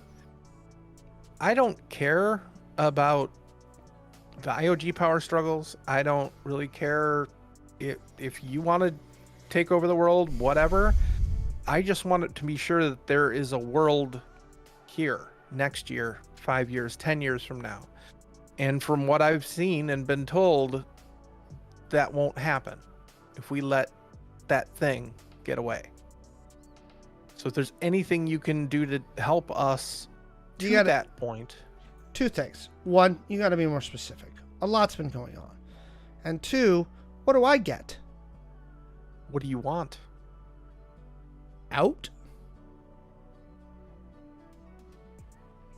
I'm not saying it's off the table, but I would have to check.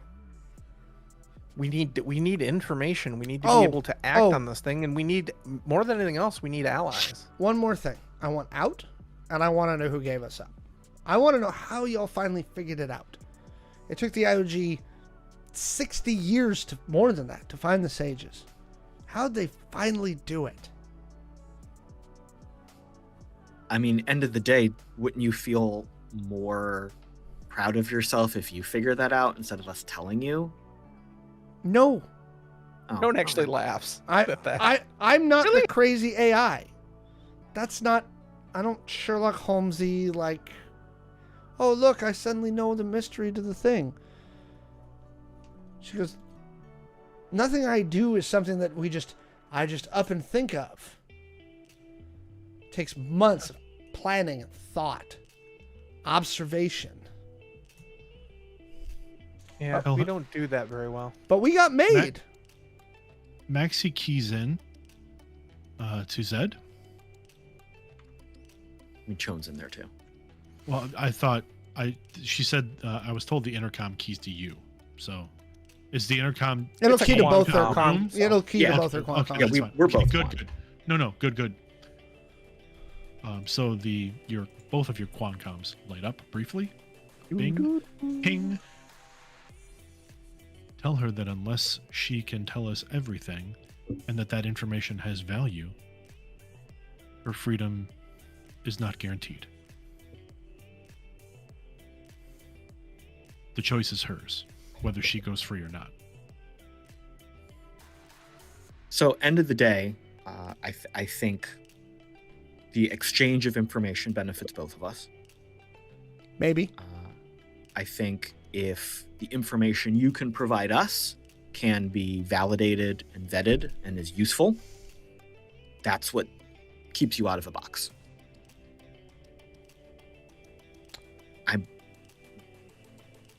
Okay. That's the bottom line. How about a taste? Having sold many illicit substances. A gesture of good faith. Yeah. And then you can go back to your bosses, use my gesture of good faith, and then you can determine if you're going to give me the things that I want. I want to get out of jail free card, and I want to know who gave us up. Over Quan, I'll reply, send back to the other conference room, thumbs up, thumbs down, question mark. Adeline comes back with, see what she gives you for a taste. And I'll respond back, that's what I thought. Yeah, lay it on me.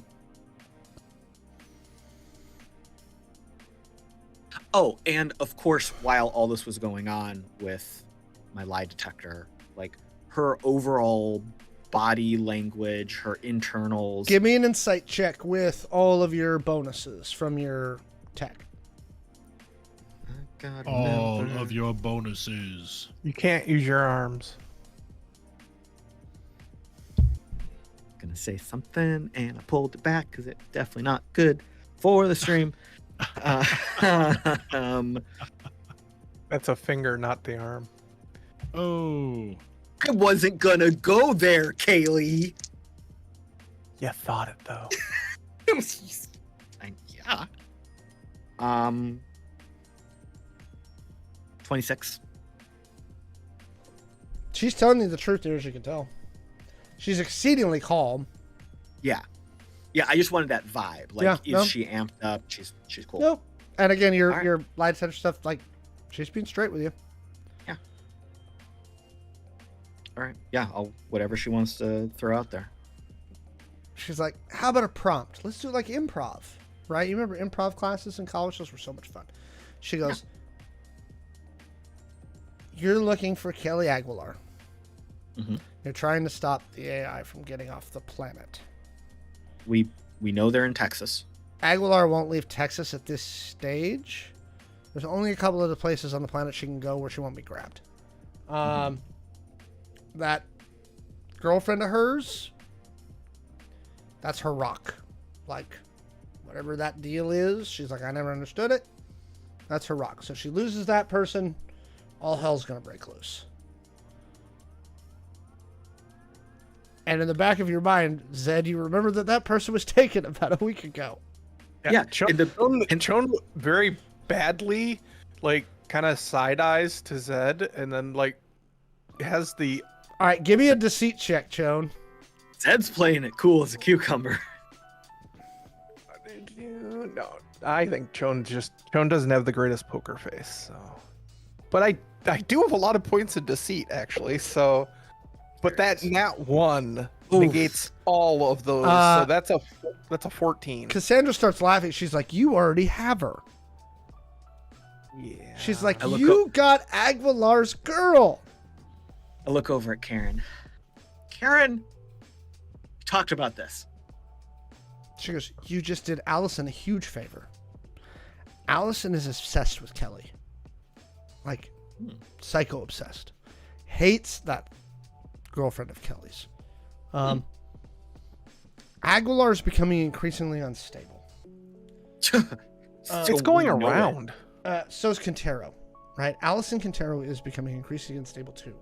The entity that used to be, and I won't even call him what he used to be, the entity has built this weird religion around him, right? He claims to have made contact with a higher spirit, for lack of a better term, right?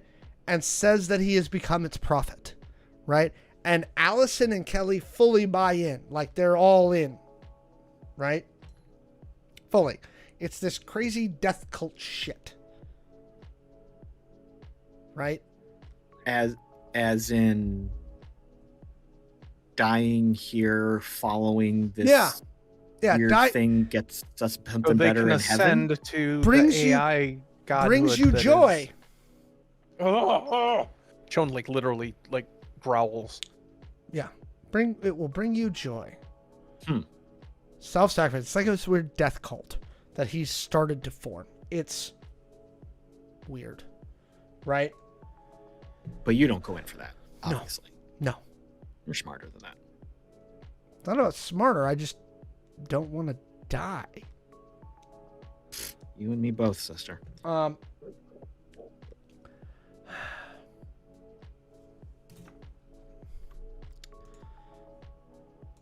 She goes, Aguilar has her stuff in a lot of places.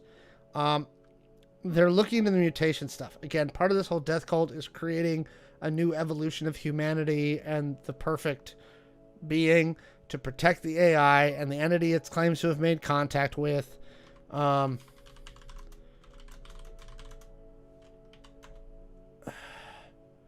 We know about certain types of the, like what Malfinia is working on. We don't know a lot about it, but we know they're working on something. So theirs came from outside. We found out about it a couple months ago.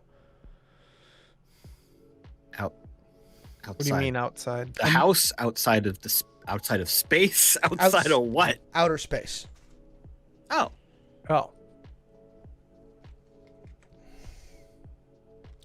Benevolent's been building his own genetic engineering plan for a couple of decades now. It's finally starting to make hay. Malfinius came from exposure to an element that came in an asteroid strike. So radiation causing a mutation. It's not really radiation. We're not really sure. Malfinia is guarding it very, very closely. I'm using the term radiation loosely. It's probably some sort of genome altering particle. But everything gives off radiation. But that's sciencey stuff. We don't need to go there. Back in the day with comic books, everything was just cosmic energy. Right. Well, this one is almost literally cosmic energy. it's freaking weird. Okay.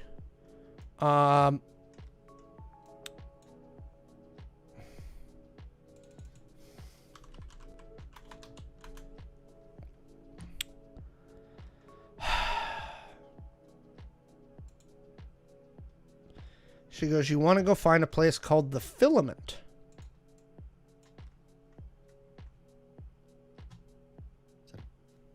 Is that a bar? Yep. Is it a club? It's a bar. It's in Old Vegas. The old section of Vegas. I do like Vegas. Outside of Texas, it's the largest single concentration they have of their cult. Last I checked, there's about 1,000 members scattered around the world that is worshiping this thing. You know, the thing, whatever the entity has made contact with, that's God, and the form of benevolent AI is its prophet. Sure. Over Quan's, I'm asking, like, does that cross-reference with anything we know? Is that a real place? Adeline says, we sent a team into Vegas a few months ago. They disappeared. They blew up a hospital by accident, then disappeared. I feel like I, as a player, know something like about that. Yes. And I Yeah, can't it happened last season. Yeah. At the end of last season. Mm-hmm. All right. So the Filament is where a bunch of these cult members are. It's like their headquarters. So we can probably get some good information on what I don't even fucking know at this point. Well, you're an intelligence agency. Figure it out. Yeah. All right. Well, I feel like this was a fruitful conversation. She goes, so, I there's your taste. Yeah. And the sandwich stuff comes in. I make a fucking good sandwich. She's like, will you let my wife know that I'm alive? Yes. I was gonna ask Adeline first, but yeah. Okay. Thanks for taking the bomb out. I suppose I don't have to worry about that. By the way, that external thing the AI could control. That's really fucked up. Again, it's a death cult. Cyberware, next stage of human evolution. And if you can't reach the next stage of human evolution, you should kill yourself. They're not good people. No, they're not. No. I played along to keep my family alive and to make sure that I delayed the inevitable. Because again, I don't think you can beat him. So, if I met my end of the bargain at this stage, go check out my information and I'll give you more. But in exchange, I want to get out of jail free card and I want to know who gave us up. Deal? And she smiles very like perkily as she takes the sandwich that you just made her and starts eating it. We will ask, but She's like, it is a good sandwich. Goddamn right, it's a good sandwich. We'll ask, but question for my own knowledge. Sure. No hard feelings. I mean, honestly, I admire what you did, you know, the shit you've gone through in your life. And I was more than happy to try and pull all of you out, but I'm glad nothing went wrong, and I'm glad your family is safe. I would rather them not be sitting in an IOG holding cell right now. I get that. I just, I harbor you no ill will, and I hope it would be, when this is all said and done, if everything turns out amicably for all of us, that you feel the same. So. Well, let's see how it all turns out in the end. Agreed. Yeah. Yeah. Shawn will get up Um, and head out. I appreciate the conversation. Like I said, for what it's worth, I'm not here to take people off the board. So She says, If- appreciate if- it. the first part is probably doable. The second part, that's not mine to tell, but I'll do what I can. Just thanks. Let me know. Yeah. And I'll head out too.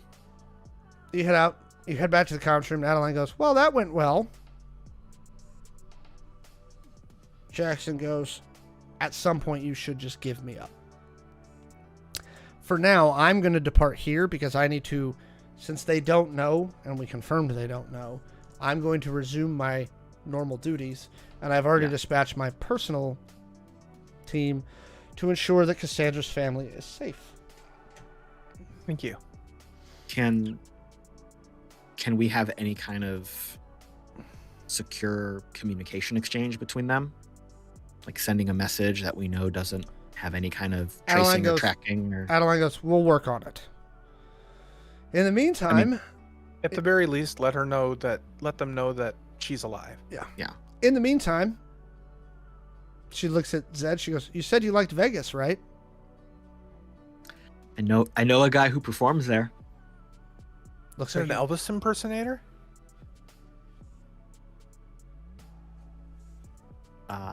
Bosco doesn't. Bosco doesn't like Elvis. She goes, looks like you're going to Vegas. And that's where we're going to end tonight's episode. Perfect spot. Thank you all for joining us. Those that are there still, I see you in the thing. Thank you for staying with us. Folks, it was a fun episode. I hope you're enjoying it. If you want to watch the rest of this season and the first season and all the other stuff, to include our like short mini-series ones like Deep in the Heart of Texas and other things, Maxi Stay Out, all kinds of stuff. Christmas special. The Christmas special. You can go to youtube.com/Identico and watch all of our previous episodes of all of these shows there. In fact, I think 2 episodes back, I think got uploaded today. 16? Last episode got uploaded today. Okay. I'm missing something there. I gotta go back and look. So, thank you all for joining us. We love you. Kaylee, where can folks find you on the internet? And I heard a rumor about Kaylee and Michael. Whoa. And something... Michael has some news, but it's not no, like that. About stuff coming back. But yeah, Michael has that news. Michael has that news? Yeah, Michael should talk about it. All right, let's start with there. Michael, let's do that again. Can we take that again? Let's take do it again. Pull it back. Michael, where can we find you on the internet? And I saw an announcement that something is returning. You know, there is something returning. Back in February, Kaylee and I were part of a decision to end our long-running Star Wars actual play podcast. The longest running Star Wars running Star Wars actual play podcast. Running. I have not seen any that has ran longer. No, ran longer. I mean, we believe we were the longest running at the time of our ending the show in February. But after some talking with our GM, Chris, and Kaylee and I have chatted, and we've all talked together. We've decided to come back and tell some more stories with the crew of the Kralit's Fang. So starting May 29th at 8 p.m. Oh, look at that! Soon at youtube.com/ at Smugglers Blues. I'm still getting used to the new URL. So again, youtube.com/ at Smugglers Blues. You'll be able to start watching us streaming live our adventures with the Kralit's Fang. We will be starting a new chapter in the adventures of A1, Tazi, and Karel, and we will see if they can continue to escape the clutches of the Empire and maybe pay their bills. If people haven't had a chance to go back and listen to the back episodes, will there be like a little recap at the beginning of this where they could like catch up? Would this be a good time to maybe jump in on the adventure? So of course, we're going to do a very brief kind of character introduction and perhaps recap at the beginning of this first episode. We're going to try to use a tried and true method to kind of bring everyone up to speed as to where everybody is now. A crawl? So we can move forward quickly. No. We're harkening back to season 1, episode 1 of the podcast for how we're going to do this. And then again, moving forward, we will be every other week. We'll be doing a bi-weekly show, so we'll be alternating Mondays at opposite identical weeks. So. This Wait, is opposite good. weeks of Identical, correct, Kaylee? Yes, correct. Yes. Perfect. Yeah. So that's coming up in a couple weeks. And you and Kaylee will both be on the show. Of course. That is wonderful. So It'll we're be a lot of looking fun. forward to seeing that. Obviously, you all can find Michael at LoserMLW on all the socials. Mm-hmm. And Kaylee is Anime Girl. And Correct. then, can they find you on Redemption Pod on Twitter? Michael is currently volunteered to take Ha-ha. over that account. I'm so proud of him. Yeah, so Redemption Pod still exists. It still can be listened to. We still have the Twitter account. We will be posting updates for the Smugglers Blues through that account. Because Smuggler's Blues is a redemption story. Wonderful. Yes. And we will be dumping the audio raw and unedited about a week after we do the live stream to the podcast as a season 9 type thing. Nice. So, we're all very excited to see that come back. Anything else the two of you want to plug really quick? Well, I've got, let's see, my Wednesday night show. I saw Wednesday this, night correct, show. yeah. Yes, Dragon Age: A Time of Masks and Daggers on the Rook and Rasp channel on Twitch. That's twitch.tv/Rook and Rasp. That's on at 7:30 p.m. on Wednesdays, and we are starting to near. We're getting close to the conclusion of our first season, so things are starting to come to a head. We're in a major city. We're in the capital of our area, trying to hunt down some leads to a mystery we are trying to solve.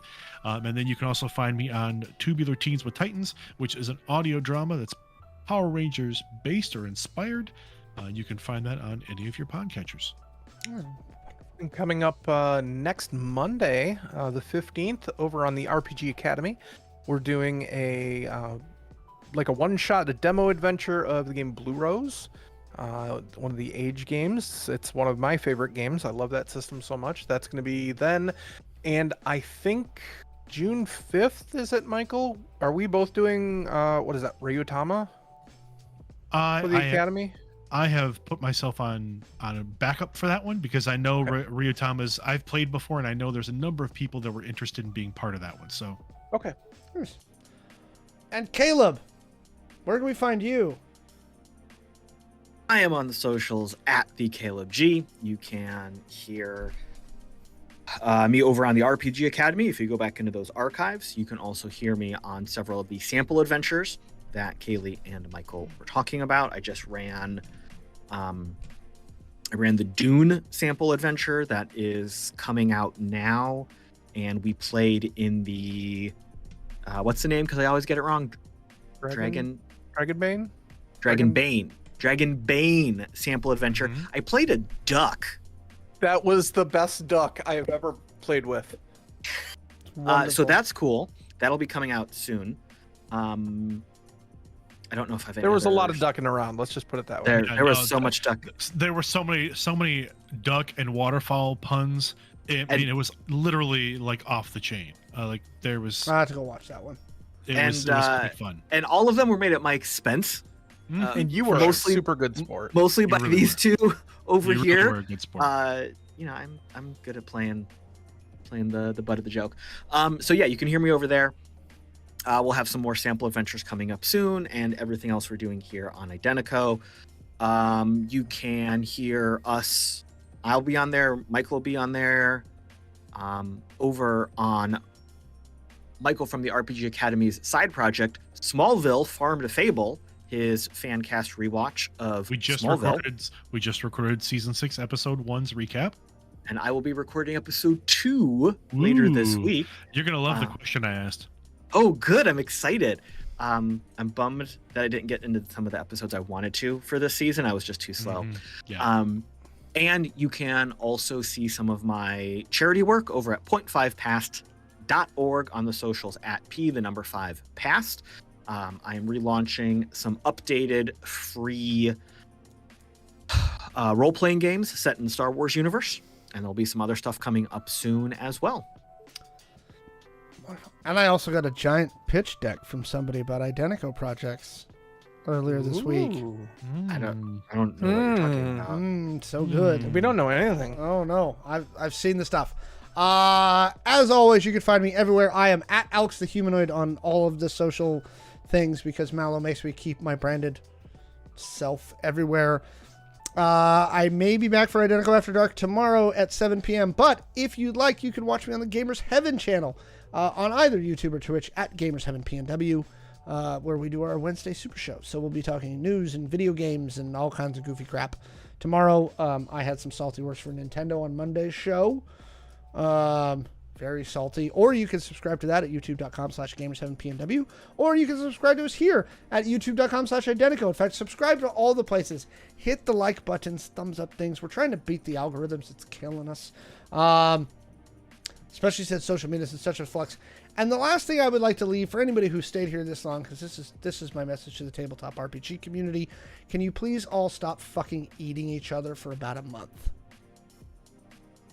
Never happened. Like, dead ass. Like, can we stop for like a fucking month? Okay. I mean, we're all gamers. Let's just try and enjoy the hobby without having to tell everybody else what they should think. Everybody calm the fuck down for like a month. Yeah. Okay? Because I'm getting a little bent about it. Eat the rich, not each other. Exactly. Unless you're into that. No kink shame. Eat the rich, not each other. Okay, that's my message to Tabletop RPG. That's a shirt. Yep. All right. Thank you all. We'll be back in 2 weeks. I think that's right before I leave for the thing. Yes, that's the facts. Okay. Yeah, we'll be back in 2 weeks for Chaos Incorporated. Well, it looks like they're going to Vegas. Vegas, baby. Vegas, baby. Hey. All right. What happens in Vegas explodes the world. Bye, everybody. Good night. You're not what you appear to be. They don't know you like I do. No one knows but me. Chaos Incorporated is Kaylee as Chone, Michael as Maxi, Dot as Stitches, Caleb as Zed, and Alex is your game runner. You can learn more about the game we play on this podcast by going to www.playidentico.com. You can join us live for these sessions every Tuesday at 6 p.m. Pacific over on twitch.tv/Identico. And you can watch along with past episodes and see additional content like how to play videos over on our YouTube channel, youtube.com/Identico. And finally, you can follow along with us on the socials at Identico on Twitter and at Humanoid Games on Threads and Instagram. Thanks for listening, everyone, and we'll see you next week.